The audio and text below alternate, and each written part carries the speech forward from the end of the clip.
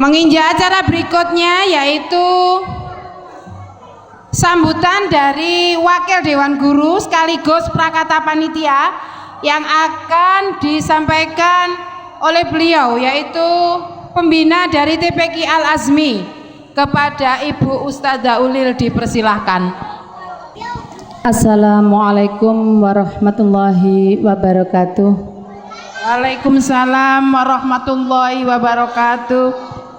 Bismillahirrahmanirrahim. Alhamdulillahi nahmaduhu wa nasta'inuhu wa nastaghfiruhu min sururi anfusina wa sayyiati a'malina may yahdillah fala mudhillalah wa may yudlil fala hadiyalah. Wassalatu wassalamu ala Rasulillah wa ala alihi wa sahbihi wa mawalah, amma ba'du.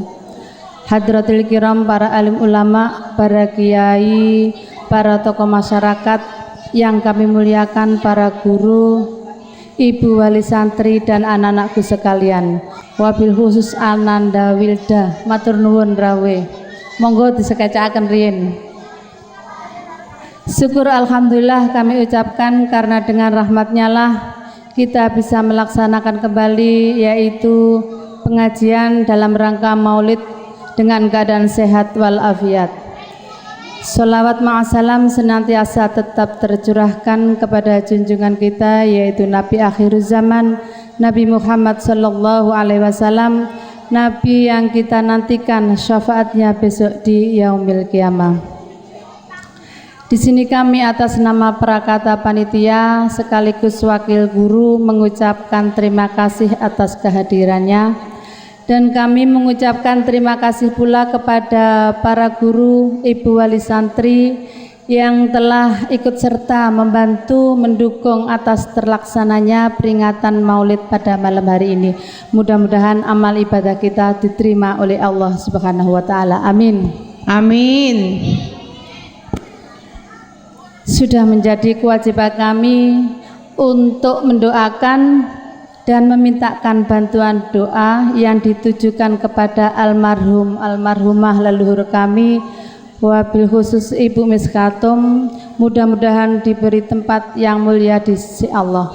Ila hadratin Nabiyil Mustafa Muhammadin sallallahu alaihi wasallam wa alihi wa azwajihi wa auladihi wa dzurriyyatihi, khususan Sayyidina Syekh Abdul Qadir Al-Jailani, wa khususan arwahi Ibu Miskatum, wa khususan arwahi Al-Fatihah.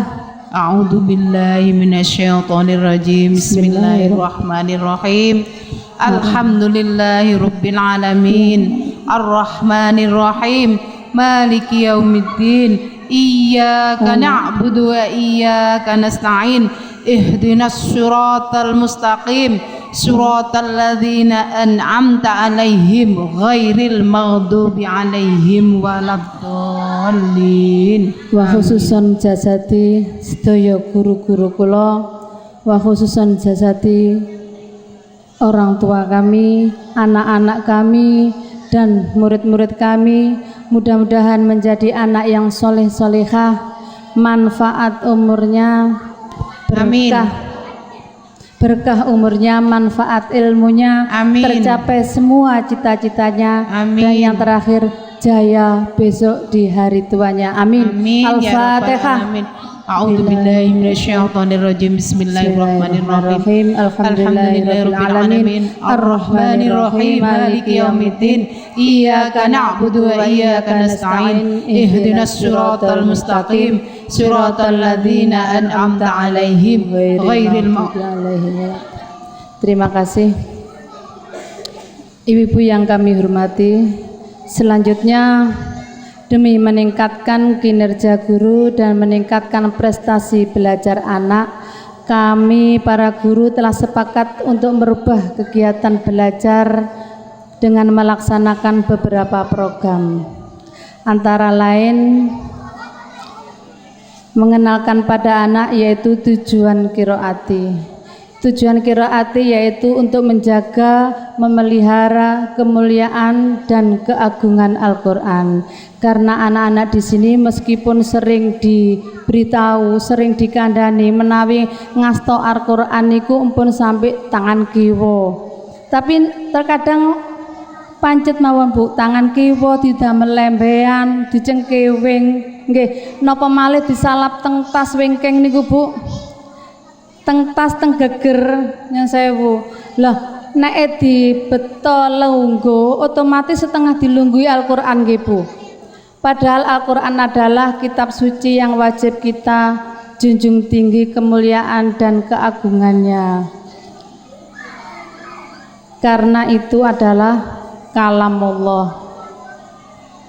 Tujuan qiraati yang kedua yaitu mengenalkan pada anak bagaimana cara membaca Al-Qur'an yang benar, yang sesuai dengan kaidah tajwidnya. Jadi anak-anak di sini tidak hanya diajari untuk melancarkan huruf-huruf Al-Qur'an saja, akan tetapi akan diajarkan yaitu mengenalkan bagaimana cara membaca Al-Qur'an yang benar, yang sesuai dengan kaidah tajwid dan makhrajnya.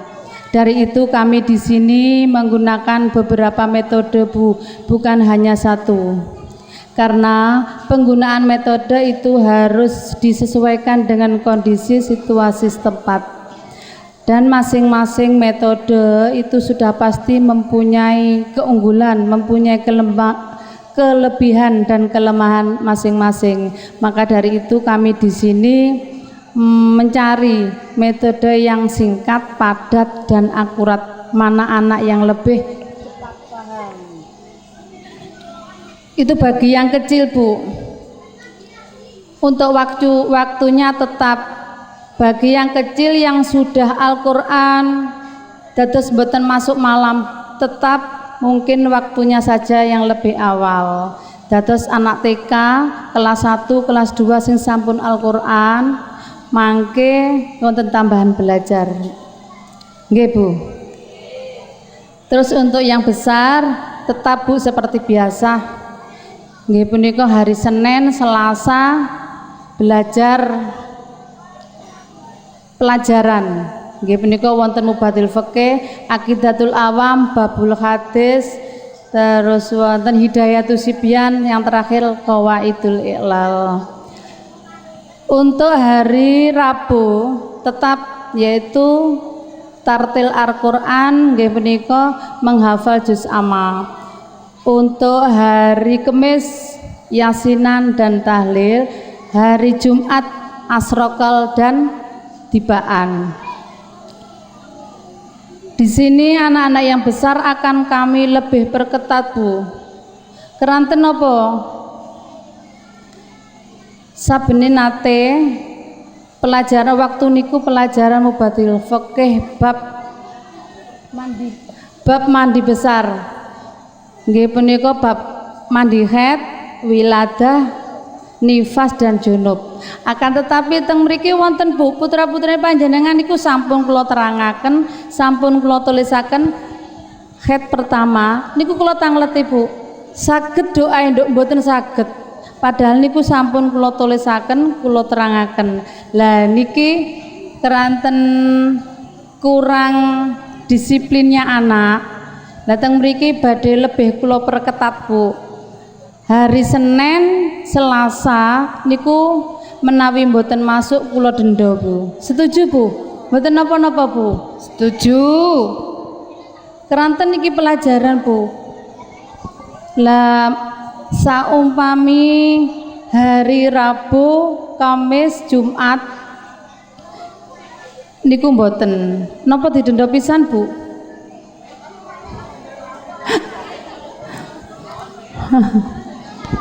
Sebabnya hari Senin dan Selasa niku waktu pelajaran Bu.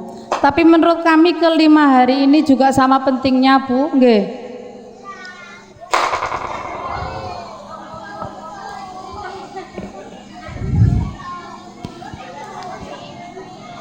Mungkin dari kami mohon maaf apabila dalam kami hal mengajar kurang begitu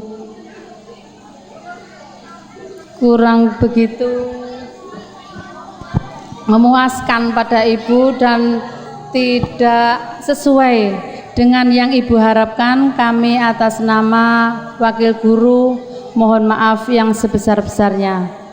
Akhirnya wassalamualaikum warahmatullahi wabarakatuh.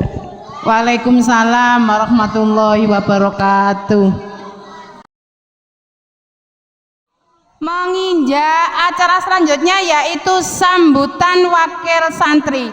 Inilah ibu-ibu Seli Marcelia, kepadanya dipersilakan tepuk tangan yang gemuruh.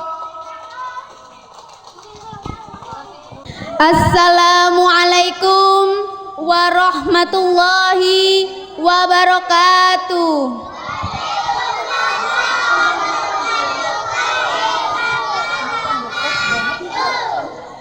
Bismillahirrahmanirrahim.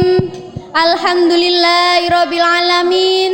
Wassalatu wassalamu ala asrofil anbiya'i wal mursalin wa ala alihi wa sahbihi ajma'in, amma ba'du. Hadratil kiram, para alim ulama, para dewan guru, para undangan, ibu wali santri, dan para sobat-sobatku yang berbahagia. Tiada untayan kata yang lebih indah dan sempurna serta bermakna yang patut kita ucapkan pada kesempatan yang berbahagia ini, kecuali syukur alhamdulillah kehadirat Allah Subhanahu wa ta'ala. Salawat dan salam mudah-mudahan tetap tercurahkan kepada junjungan kita baginda Rasulullah Muhammad sallallahu alaihi wasallam, Rasul pembawa kebenaran dan keselamatan fid dini wa dunya wal akhirah. Hadirin yang dirahmati Allah, adalah merupakan sunatullah bahwa tidak ada satupun manusia yang hidup di dunia ini terlahir tanpa orang tua, kecuali Nabi Adam alaihissalam. Kita pun menyadari bahwa betapa besar jasa dan pengorbanan orang tua kita merawat, membesarkan kita, mulai dari alam kandungan hingga alam dunia ini. Bapak bekerja keras membanting tulang tanpa kenal lelah dan pantang menyerah demi memenuhi kebutuhan keluarga. Sementara ibu ketika hamil selalu dalam kepayahan, kesana kemari, selalu gembol jabang bayi. Bahkan ibu rela mengorbankan bodi dan kecantikannya. Dulu sebelum mengandung, bodinya seperti gitar Bandung, tapi setelah mengandung, bodinya seperti tong glundung. Betul? Allah Subhanahu wa ta'ala berfirman dalam surat Al-Isra ayat 23 yang artinya, dan Tuhanmu telah memerintahkan agar kamu tidak menyembah selain Dia, dan hendaklah kamu berbuat baik kepada ibu dan bapakmu dengan sebaik-baiknya.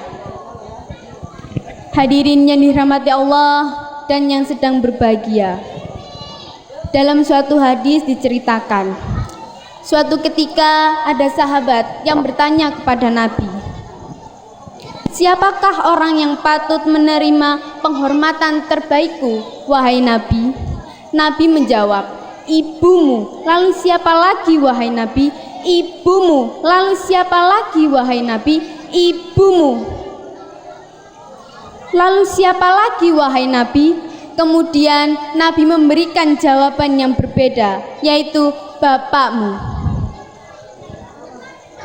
Dari firman Allah dan cerita dalam hadis tersebut dapat kita fahami bahwa orang yang keramat dan harus dijunjung tinggi kehormatan, harkat dan martabatnya tidak lain adalah orang tua kita, ibu dan bapak. Mengapa demikian? Karena merekalah orang yang paling berjasa terhadap kehidupan kita, jiwa raga kita, bahkan kesuksesan kita berasal dari sentuhan lembut kasih sayang mereka. Boleh kita takut pada penguasa, tapi lebih takutlah kepada orang tua. Boleh kita hormat kepada atasan, tapi lebih hormatlah kepada orang tua. Dan boleh kita meminta doa restu kepada orang yang lebih pintar, tapi janganlah melupakan doa restu dari kedua orang tua, karena orang tua adalah orang yang wajib dan patut dihormati. Rasulullah Shallallahu Alaihi Wasallam bersabda, ridallahu fi ridho walidain wa suhtullahu fi suhtil walidain, yang artinya ridho Allah tergantung pada ridho kedua orang tua, dan murka Allah tergantung pada murka kedua orang tua. Hadirin yang dirahmati Allah, karena itulah jangan berharap meraih kesuksesan dan kebahagiaan serta keberkahan hidup selama kita masih durhaka kepada orang tua. Nah, sebagai generasi muslim sejati, marilah kita berbakti kepada kedua orang tua kita. Patuhilah segala nasihatnya, dengarkanlah segala perintahnya, dan buatlah mereka selalu tersenyum. Dan jangan lupa selalu mendoakan, baik keduanya masih hidup maupun sudah meninggal. Insya Allah kesuksesan dan kebahagiaan akan menyertai kita. Amin ya robbal alamin. Mari kita mendoakan mereka.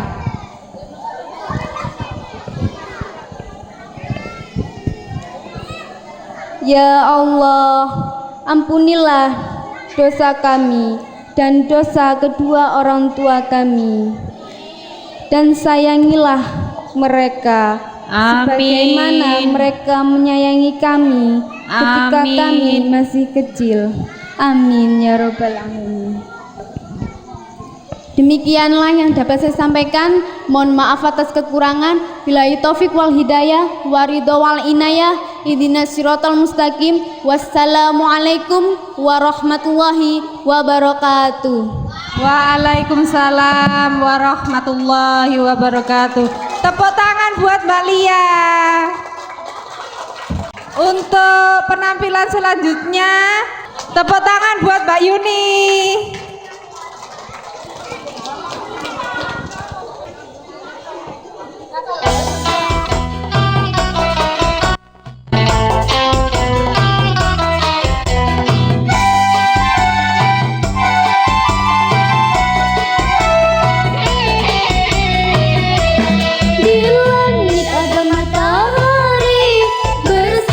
Menerangi bumi, di langit ada matahari.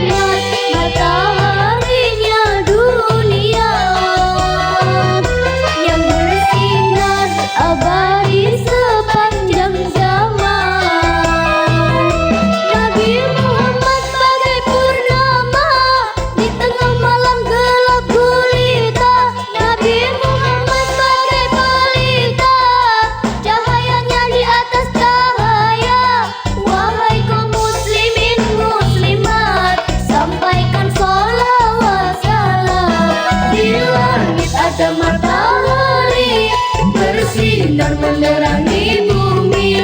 Di langit ada matahari bersinar menerangi bumi.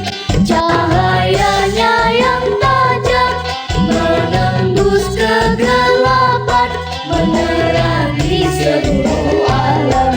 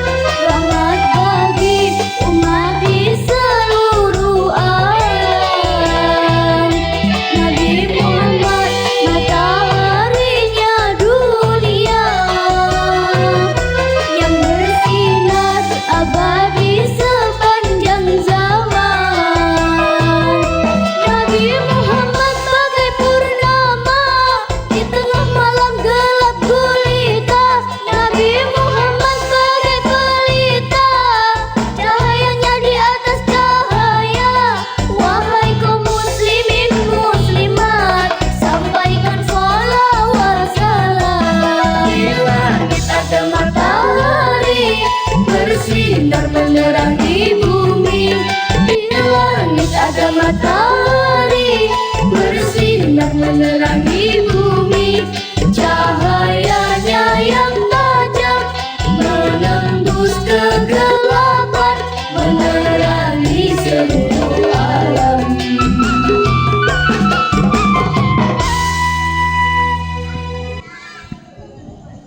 Tepuk tangan buat Mbak Yuni dan teman-temannya.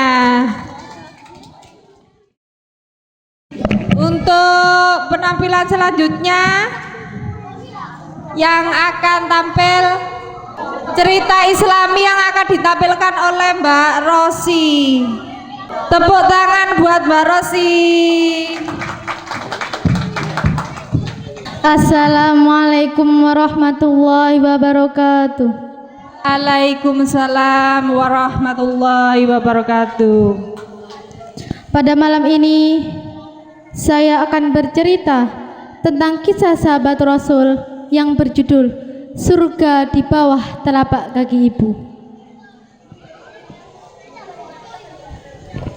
Pada suatu hari, ketika Rasulullah sedang berkumpul bersama para sahabat di masjid, tiba-tiba datang seorang laki-laki yang mengucapkan, Assalamualaikum warahmatullahi wabarakatuh ya Rasulullah.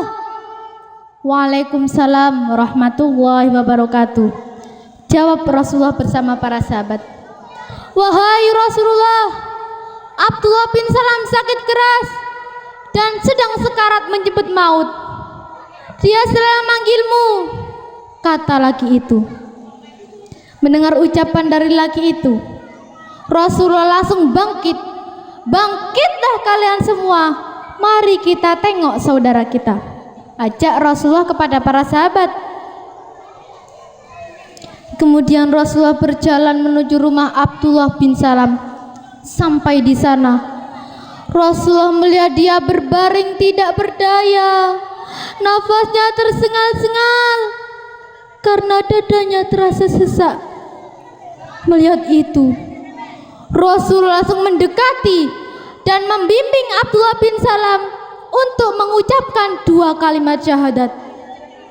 Abdullah, ucap Rasulullah, ayo ucapkan la ilaha illallah Muhammadur Rasulullah.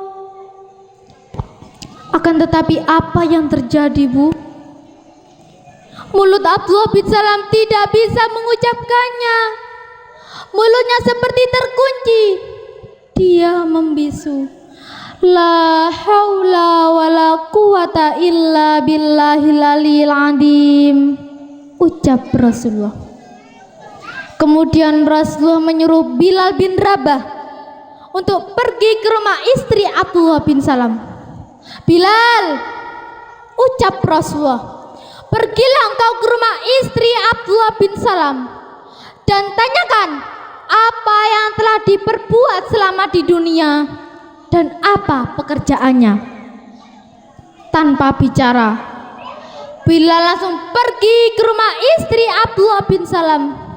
Sampai di sana, sang istri mengatakan, selama hidup bersamanya, aku tidak pernah melihat dia meninggalkan sholat berjamaah bersama Rasulullah.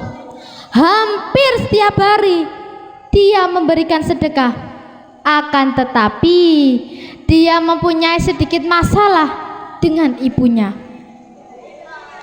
Mendengar ucapan dari istri Abdullah bin Salam, Bilal bin Rabah langsung bergegas pergi menuju hadapan Rasulullah dan mengatakan apa yang telah dikatakan oleh istrinya Abdullah bin Salam.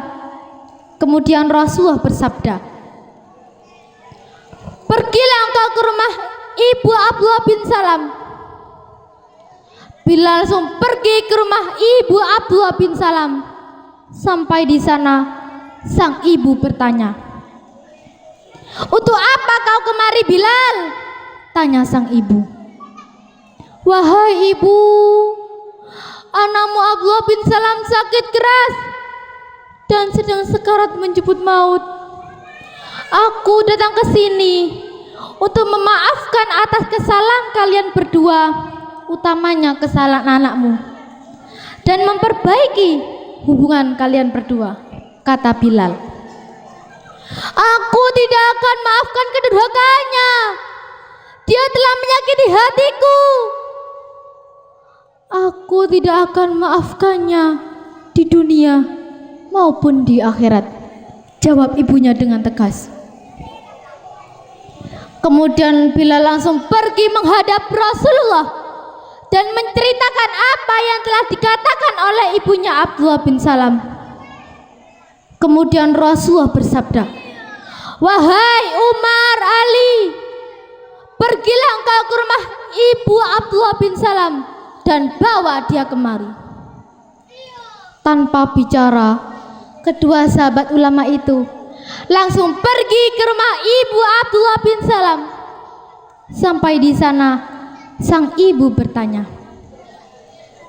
wahai Umar Ali, ada apa kau datang ke sini? Wahai ibu, Rasulullah manggilmu, jawab Umar. Untuk apa beliau manggilku? Kata sang ibu. Ikutlah kami, nanti kau akan tahu sendiri, jawab Umar. Akhirnya ketika seorang tersebut sampai di hadapan Rasulullah yang berada di dekat Abdullah bin Salam yang sedang diambang-ambing oleh kematian. Kemudian Rasulullah berkata, wahai ibu, lihatlah anakmu yang sedang diambang-ambing oleh kematian. Maafkanlah dia. Aku tidak akan maafkannya di dunia maupun di akhirat, jawab sang ibu. Maafkanlah dia. Apakah engkau tidak kasihan dengannya sampai-sampai dia tidak bisa mengucapkan 2 kalimat syahadat? Bagaimana aku akan maafkannya? Dia telah mukuliku, mengusirku dari rumahnya karena mementingkan istrinya. Kemudian Rasulullah menyuruh para sahabat untuk mengumpulkan kayu bakar dan menumpuknya di sebelah Abdullah bin Salam. Kemudian sang ibu bertanya, untuk apa kayu bakar itu wahai Rasulullah? Untuk membakar anakmu, karena kamu tidak mau maafkan kedurhakaannya. Melihat anaknya akan dibakar hidup-hidup, hati ibu Abdullah bin Salam luluh. Baiklah, demi kebenaran risalahmu duhai Rasulullah, aku maafkan kedurhakaan putraku.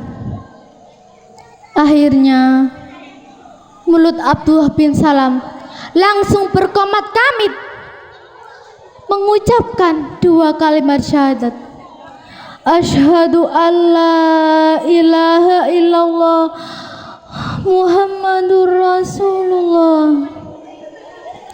Kemudian rohnya berpisah dengan tubuhnya. Inna lillahi wa inna ilaihi raji'un, ucap Rasulullah bersama para sahabat. Menangislah ibu Abdullah bin Salam seraya mendoakan atas kesalahan putranya. Kemudian jenazah Abdullah bin Salam dimandikan, dikafani, dan disolati di masjid. Kemudian Rasulullah bersabda, wahai kaum muslimin muslimat, ingatlah engkau orang yang menyanyiakan ibunya dan mementingkan istrinya sehingga ibunya tidak ridho kepadanya akan terancam mati tidak bersyahadat.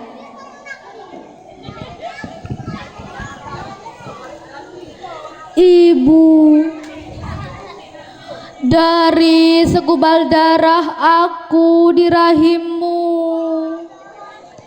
hingga terbentuk makhluk hidup titipan di badanmu. Walau penuh ketidaknyamanan dalam gerak-gerik langkahmu, kau tansah yang terus melilit. Derita perih tiada terhingga kau rasai. Uraian tetes darah keringat menyirami. Kau bertaruhkan kemampuan seorang diri, hidup mati, untuk menyambut kelahiranku di dunia ini. Ibu, tak pernah lelah kau menimbangku, tanpa keluh kesah kau mengasihiku. Ibu, telah kau abdikan hidupmu untuk membesarkanku, telah kau hempaskan kepentinganmu untuk mengurusku, telah kau mantapkan hatimu untuk taklukkan sang waktu. Ibu, jasamu tiada akhir, jasamu tiada tara, jasamu terlukis indah di dalam surga. Ibu, maafkan aku bila dulu sering melukai perasaanmu hingga kau sedih, kau menderita, dan kau kecewa karenaku. Ibu, remuk hati ini melihat kau menangis, hancur raga ini melihat kau terluka, mati raga ini melihat kau tiada. Ya Allah, berilah kekuatan kepada kami, berilah kesempatan kepada kami, berilah kesehatan dan umur panjang kepada kedua orang tua kami, dan berilah kemudahan kepada kami untuk bisa membahagiakan kedua orang tua kami.